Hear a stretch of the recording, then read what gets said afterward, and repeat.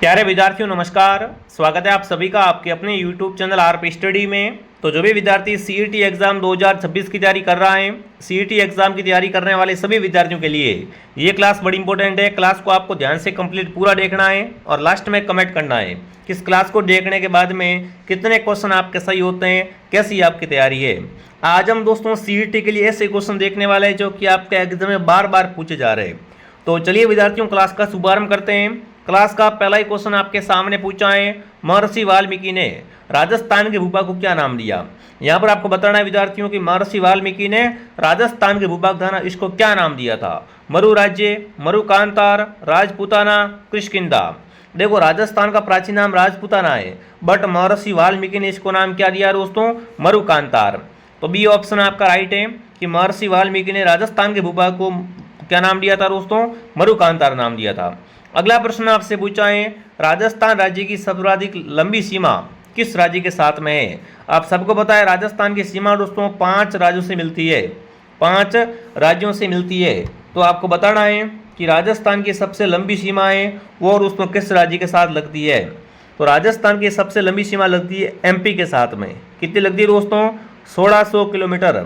और राजस्थान की सबसे कम सीमा लगती है पंजाब के साथ में, वो कितनी लगती है 89 किलोमीटर। तो यहाँ पर पूछा है सर्वाधिक सीमा, तो सर्वाधिक सीमा है वो मध्य प्रदेश से लगती है और न्यूनतम सीमा पंजाब से लगती है। दोनों बातें आपको ध्यान रखनी है। यहाँ पर ऑप्शन डी आपका राइट रहेगा। अगला प्रश्न पूछा है भूगोल से, अनुप्रस्थ बालू का टीले राजस्थान के किन जिलों में मिलते हैं। अनुप्रस्थ बालू का स्तूप जो होते हैं विद्यार्थियों वो राजस्थान के किन किन जिलों में मिलते हैं। बीकानेर गंगानगर, जोधपुर बाड़मेर, जालोर पाली, जोधपुर नागौर। तो यहाँ पर आपका उत्तर क्या रहेगा साथियों, बीकानेर गंगानगर। यहाँ पर क्या पाए जाते हैं, अनुप्रस्थ बालू का स्तूप, रेत के टीले वो पाए जाते हैं। तो ऑप्शन ए आपका राइट है। अगला प्रश्न पूछा है, निम्न बेसिनों में से कौन सा बेसिन गोडवार प्रदेश के नाम से जाना जाता है। यहाँ पर आपको बताना है इन 4 बेसिनों में से किस बेसिन को गोडवार प्रदेश कहते हैं। बहुत ही शानदार, बहुत ही बेहतरीन क्वेश्चन दोस्तों पूछा है। तो गोडवार प्रदेश के नाम से प्रसिद्ध लूणी बेसिन है। लूणी बेसिन को साथियों गोडवार प्रदेश भी कहा जाता है।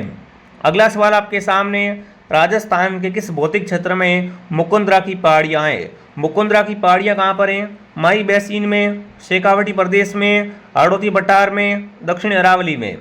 मुकुंदरा की पहाड़ियाँ विद्यार्थियों वो किस भौतिक क्षेत्र में आती है। तो ये अपने आती है हाड़ौती पठार में।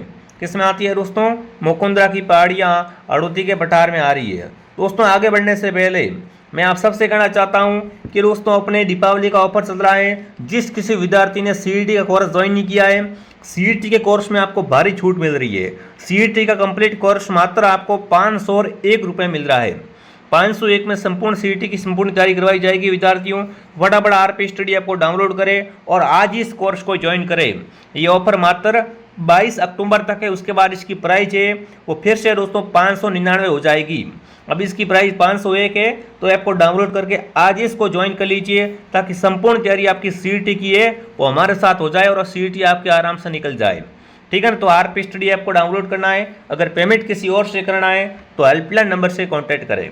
चलिए आगे बढ़ते हैं। अगला सवाल, राजस्थान में शीतकालीन वर्षा का कारण क्या है। यहाँ पर कमेंट करेंगे कि राजस्थान में जो शीतकाल की वर्षा होती है उसका कारण बताना है, क्यों होती है। पश्चिमी विक्षोभ से होती है क्या, स्थानीय हवाओं से होती है, दक्षिणी पूर्वी मानसून से होती है या उत्तरी पूर्वी मानसून से होती है। तो राजस्थान में शीतकालीन वर्षा का उसका कारण है वो है पश्चिमी विक्षोभ। किससे होती है दोस्तों, पश्चिमी विक्षोभ से। अगर आपसे पूछे मावट क्या है तो शीतकाल की वर्षा ही दोस्तों क्या है, मावट है। और मावट होने का कारण है वो क्या है, पश्चिमी विक्षोभ। तो ऑप्शन ए आपका राइट रहेगा। जो भी प्यारे विद्यार्थी ऑप्शन ए को सही कर रहे हैं बहुत बढ़िया। अगला सवाल आपके सामने, गंभीरी तथा बेडस नदियों के संगम पे कौन सा किला है। यहाँ पर आपको बताना है दोस्तों गंभीरी और बेडस के संगम पे कौन सा किला बना हुआ है। रणथंभौर किला, कुंभलगढ़ किला, टोडगढ़ किला, चित्तौड़गढ़ किला। तो चित्तौड़गढ़ किला है दोस्तों वो मेसा के पठार पर है और साथ में ही ये दोस्तों गंभीरी और बेडस के संगम पे है। तो जो भी विद्यार्थी ऑप्शन डी कमेंट कर रहा है, डी ऑप्शन आपका सही है। ठीक है ना। मेसा के पठार पे इस किले को राजस्थान का गौरव भी कहा जाता है। तो ये बात भी आपको साथ साथ में याद रखनी है। चलिए आगे बढ़ते हैं। अगला सवाल आपके सामने क्या पूछा, अगला पूछा है निम्न में से कौन सी नदी आंतरिक प्रवाह क्षेत्र की नहीं है। देखो नहीं का पूछा है, थोड़ा प्रश्न आप ध्यान से पढ़ लेना, नहीं तो क्या हो जाएगा, प्रश्न आपका गलत हो जाएगा। आपसे पूछा है कि कौन सी नदी है वो आंतरिक प्रवाह की नहीं है, तो छाबी तो है, घग्गर भी है, कांतली भी है, बट ये सागी नदी है ना विद्यार्थियों, ये अपने आंतरिक प्रवाह की नदी है, वो नहीं है। अगला सवाल है, कौन सी नदी राजस्थान में उत्तर दिशा से प्रवेश करती है। देखो ये सीईटी के बार बार आने वाले क्वेश्चन, तो फटाफट कमेंट करेंगे कि कौन सी नदी राजस्थान में उत्तर दिशा से एंट्री करती है। चंबल, माई, घग्गर या कांतली, फटाफट कमेंट करेंगे यहाँ पर। तो घग्गर नदी दोस्तों है ना, इसको राजस्थान में क्या बोलते हैं, मर्त नदी कहा जाता है, राजस्थान की मर्त नदी कहा जाता है। ये राजस्थान के हनुमानगढ़ में है और ये दोस्तों कहाँ से प्रवेश करती है, उत्तर दिशा से प्रवेश करती है। अगला पूछा है, नौ चौकी बांध कहाँ पर स्थित है, यहाँ पर कमेंट करेंगे। नौ चौकी बांध है वो कहाँ पर है, भीलवाड़ा, चित्तौड़गढ़, राजसमंद, उदयपुर। तो यहाँ पर आपका उत्तर राजसमंद सही रहेगा। अगला सवाल है, खरवाल जनजाति कौन सी झील से नमक का उत्पादन करती है, यहाँ पर कमेंट करेंगे। जो खरवाल जनजाति है दोस्तों, वो नमक का उत्पादन है वो किस झील से करती है, लोणकरणसर झील से करती है, पचपदरा झील से, डीडवाना झील से, डेगाना झील से। खरवाल जनजाति जो दोस्तों नमक का उत्पादन करती है वो पचपदरा झील से करती है। किससे करती है दोस्तों, पचपदरा झील, मुख्य रूप से कहाँ पर है, बालोतरा जिले में। ठीक है, अगला प्रश्न आपके सामने पूछा है, राजस्थान में मीठे पानी की सबसे बड़ी झील है। बहुत ही बेहतरीन, बहुत ही शानदार प्रश्न आपसे पूछा साथियों कि राजस्थान में मीठे पानी की सबसे बड़ी झील कौन सी है। जयसमंद झील, राजसमंद झील, कायलाना झील, सिलीसेट झील। तो राजस्थान के अंतर्गत मीठे पानी की सबसे बड़ी झील जयसमंद झील दोस्तों, जो कि राजस्थान की क्या है दोस्तों, कृत्रिम झील है। क्या है कि कृत्रिम झील है। अगर वहीं आपसे पूछे खारे पानी की सबसे बड़ी झील, क्या पूछे आपसे, खारे पानी की सबसे बड़ी झील है तो वो है सांबर। ठीक है, और मीठे पानी की जयसमंद झील। अगला प्रश्न पूछा है, जग निवास लेक पैलेस भी इसे कहा जाता है, ये किस झील पर है। जग निवास की अगर बात करें साथियों, इसको क्या कहते हैं, लेक पैलेस कहते हैं। और ये किस झील पर है, राजसमंद झील पर है, फतेह सागर पर, पिचोला झील पर, फाय सागर पर। तो जग निवास अपना है पिचोला झील पर, और पिचोला झील कहाँ पर दोस्तों है, उदयपुर के अंतर्गत है। अगला सवाल, वह वृक्ष जिसमें से कत्था निकाला जाता है। देखो आप सबको पता है दोस्तों, कत्था कौन निकालता है, राजस्थान की कथोड़ी जनजाति। कथोड़ी जनजाति दोस्तों है ना, ये खेर के वृक्ष से कत्था निकालती है। किससे दोस्तों, खेर के वृक्ष से कत्था निकालती है। तो जो भी विद्यार्थी ऑप्शन बी को सही कर रहा है, बी ऑप्शन आपका राइट रहेगा। ठीक है, अगला सवाल, राजस्थान में बीड़ स्थानीय नाम है। फटाफट कमेंट करेंगे, राजस्थान में जो बीड़ है वो किसका स्थानीय नाम है, ये आपको बताना है। चारागाह का, कंटीले वनों का, तिलन का, खाद्यान्न का। बीड़ किसका स्थानीय नाम है, बहुत शानदार, बहुत बेहतरीन प्रश्न है। तो चारागाह का। बीड़ क्या है दोस्तों, चारागाह का स्थानीय नाम है। अगला सवाल आपके सामने, मरो विकास बोर्ड की स्थापना किस वर्ष हुई थी। बहुत बेहतरीन, बहुत शानदार क्वेश्चन दोस्तों, नाम से स्पष्ट है। मरो विकास बोर्ड, मरो विकास बोर्ड की स्थापना अगर आपसे पूछे तो ये हुई थी 1966 में। 1966 में क्या हुआ था दोस्तों, मरो विकास बोर्ड की स्थापना। निम्नलिखित में से कौन से वन्यजीव उद्यान को दौसा जिले का शुभंकर घोषित किया गया है। कमेंट करना है, दौसा जिले का शुभंकर कौन सा यहाँ पर वन्यजीव है, खरगोश, पंचीरा, जांगील, किलकिला। तो बिल्कुल अगर बात करें दोस्तों दौसा के बारे में, तो दौसा का जो दोस्तों शुभंकर है वो है खरगोश। कौन है, खरगोश। अगला सवाल आपके सामने, अगला है, गोडावन कहाँ पाई जाती है। केवलादेव में, राष्ट्रीय मरी उद्यान में, सज्जनगढ़ में, रणथंभौर में। देखो गोडावन पक्षी की जो प्रजनन स्थली है वो सेवन घास कहलाती है, और सेवन घास राजस्थान के जैसलमेर में पाई जाती है। और जैसलमेर में कौन सा उद्यान है दोस्तों, राष्ट्रीय मरी उद्यान। तो यहाँ पर आपका उत्तर बी ऑप्शन सही है एकदम। जो भी विद्यार्थी ऑप्शन बी को सही कर रहे हैं, बहुत बढ़िया। अगला सवाल आपके सामने दोस्तों, ताल छापर अभ्यारण्य किस के लिए प्रसिद्ध है। पहली बात, ताल छापर है कहाँ पर, तो ताल छापर अभ्यारण्य दोस्तों चूरू जिले में है। कहाँ पर प्यारे साथियों, ताल छापर चूरू में है, जो कि किसके लिए प्रसिद्ध है, काले हिरणों के लिए प्रसिद्ध है। ताल छापर अभ्यारण्य किसके लिए दोस्तों है, काले हिरणों के लिए प्रसिद्ध अभ्यारण्य है। अगला प्रश्न आपके सामने, निम्नलिखित में से किस वर्ष रणथंभौर को राष्ट्रीय उद्यान घोषित किया गया। रणथंभौर को राष्ट्रीय उद्यान घोषित कब किया गया, ये आपको बताना है। 1960, 1970, 1980, 1990।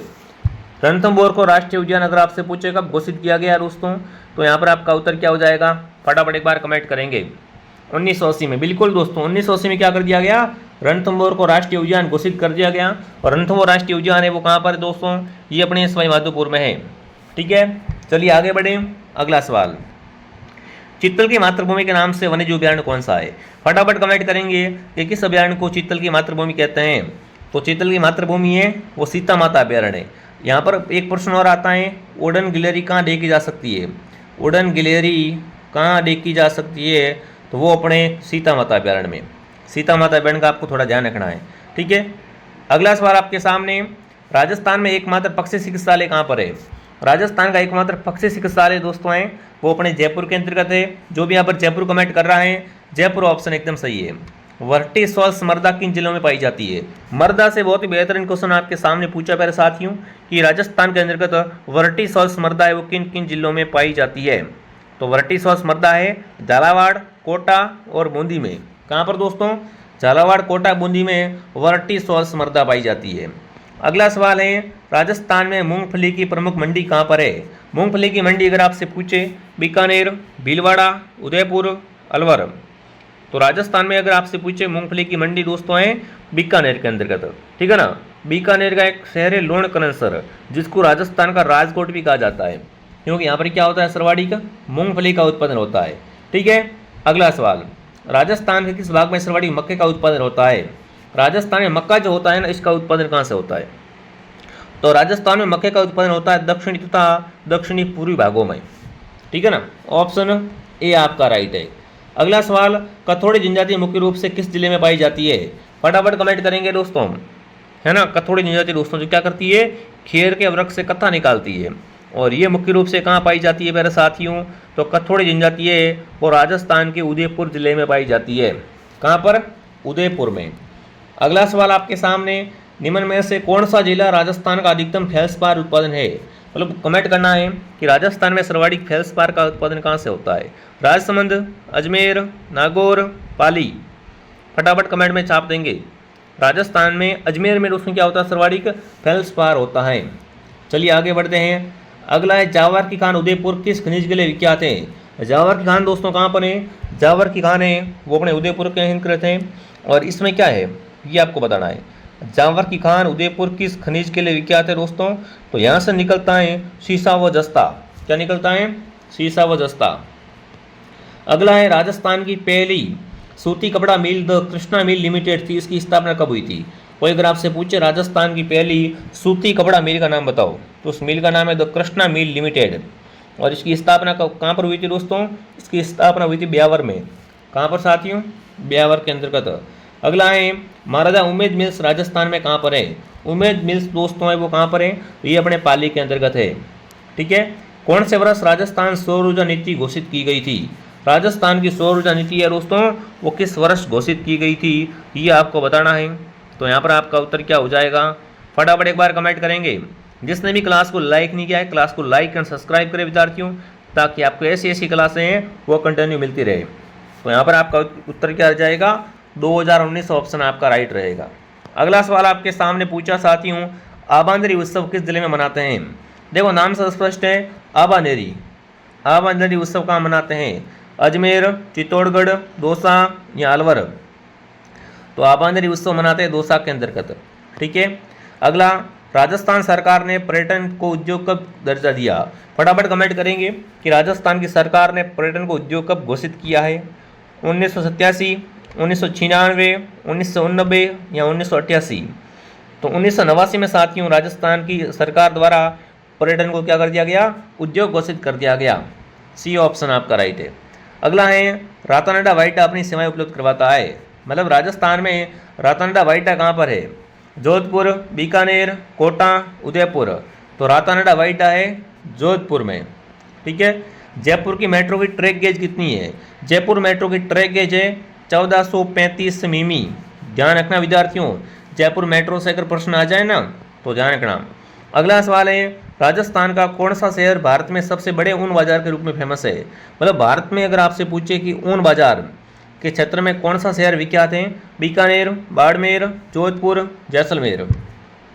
तो बीकानेर है वो क्या है साथियों? बिल्कुल भारत के सबसे बड़े ऊन बाजार के रूप में जाना जाता है। अगला सवाल है, चोकला क्या है? चोकला है ना दोस्तों किस पशु की नस्ल है? ऊंट, खरगोश, गोवंश, बकरियां, भेड़। तो चोकला क्या होती है दोस्तों? एक प्रकार की भेड़ होती है, जिसे क्या बोलते हैं? भारतीय मेरिनो कहा जाता है। इस भेड़ को भारतीय मेरिनो के नाम से भी जाना जाता है। ठीक है। राजस्थान का पूर्व ऐतिहासिक स्थल तिलवाड़ा किस नदी के किनारे है? बात करेंगे तिलवाड़ा के बारे में दोस्तों। तिलवाड़ा में क्या बना हुआ है? मणिनाथ जी का मंदिर बना हुआ है। तिलवाड़ा बालोतरा जो कि किस नदी के किनारे है दोस्तों? लूणी के किनारे। अगला सवाल आपसे पूछा है, निम्नलिखित में से किस संस्कृति को बनास संस्कृति भी कहते हैं? इनमें से बताओ किस संस्कृति को बनास संस्कृति के नाम से जाना जाता है? तो वो है आड़ संस्कृति। आड़ को साथियों बनास संस्कृति के नाम से भी जाना जाता है। अगला सवाल आपके सामने है, धूलकोट कहाँ पर है? आड़ में, कालीबंगा में, बालातल में या बैराट में? तो धूलकोट सभ्यता आड़ में है। ठीक है। पूर्व वैदिक आर्यों की संतान है ना, राजपूत पूर्व वैदिक आर्यों की संतान है, इस मत के प्रतिपादक है। मतलब राजपूतों को वैदिक आर्यों की संतान किसने बताया है? राजपूतों को दोस्तों वैदिक आर्यों की संतान बताया है गौरी शंकर हरिचंद ओझा द्वारा। अगला सवाल, मेवाड़ राज्य में महकमा खास की स्थापना किसने की थी? मेवाड़ में महकमा खास की स्थापना करने वाला था दोस्तों शंभू सिंह जी। ठीक है। अगला, गोइल वंश का प्रथम शासक कौन था? इंपोर्टेंट क्वेश्चन दोस्तों है। तो बप्पा रावल। बप्पा रावल को काल भोज भी कहा जाता है साथियों, और उसी के साथ में इन्होंने क्या किया था दोस्तों? गोइल वंश की स्थापना की थी। अगला सवाल आपके सामने, रानी पद्मिनी किस शासक की पत्नी थी दोस्तों? रानी पद्मिनी है वो 1303 में चित्तौड़ में जौहर करती है, और किसकी पत्नी थी दोस्तों?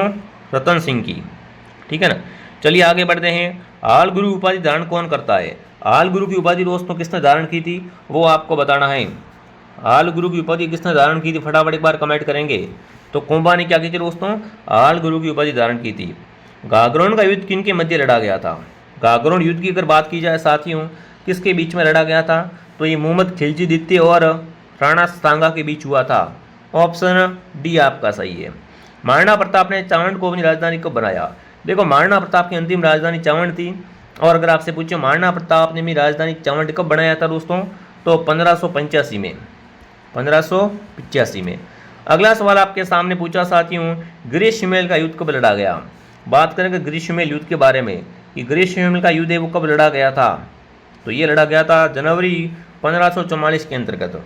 अगला सवाल, आमेर के किस शासक ने आमेर के शासक को अकबर ने फरजत की उपाधि प्रदान की? अकबर ने फरजत की उपाधि दोस्तों है वो आमेर के किस शासक को दी थी? तो वो दोस्तों कौन था? वो था बिल्कुल मान सिंह। ठीक है। आमेर के किस शासक को अकबर ने, ये तो क्वेश्चन आ गया दोबारा। ठीक है। तो ऑप्शन डी आपका राइट रहेगा।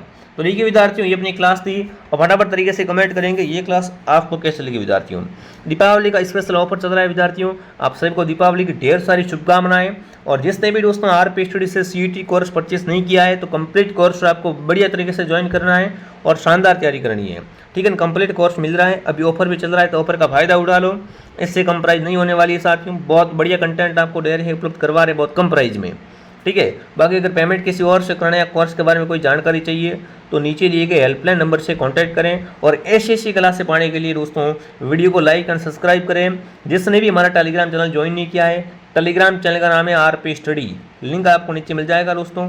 तो लिंक से एक तो आपको ऐप डाउनलोड कर लेना है और एक हमारे टेलीग्राम चैनल को ज्वाइन कर लेना है और सब्सक्राइब कर लीजिए ताकि आपको यूट्यूब पे भी ऐसी क्लासें वो मिलती रहे। तो चलिए विद्यार्थियों, मैं आपको मिलता हूँ नेक्स्ट क्लास में। कमेंट करेंगे ये क्लास आपको कैसे लगी।